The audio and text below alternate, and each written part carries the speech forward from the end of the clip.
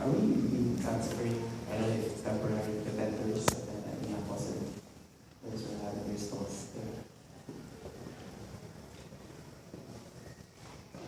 Is there any, and there's like there's truth about them? You're referring to Those who are selling images of Santo. Yeah, I know somewhere. Frederick will clarify because can I speak?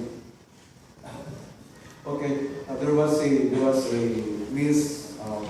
misunderstanding of the letter sent to the mayor's office. Actually, it's not the whole stretch of Jose that will spare from the vendors. Kanang mga vendors ito nakatikit sa wall. There will still be remain during this Fiesta Signior.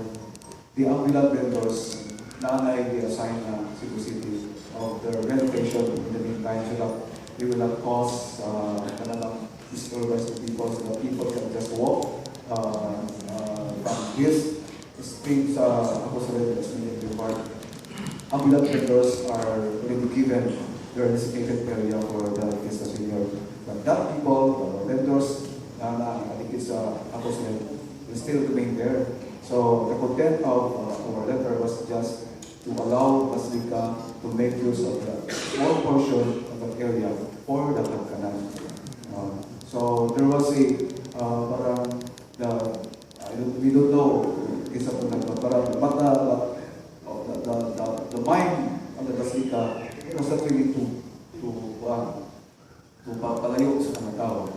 Usa rin yung area ang atong request for the Pagkanan alok. So that's the area is really straight sa siya sa Obos na ay easier access sa mga tao towards the chapel. Katulad yun siya. And then we already had a meeting of the Palajuan Catholic and the rest of the fathers of the Basilica with the vendors. So that was already clarified. And we asked you guys from the media to help us also explain to the people na dili na po sila tao. In fact, sila nakasapot na. Thank you for the question.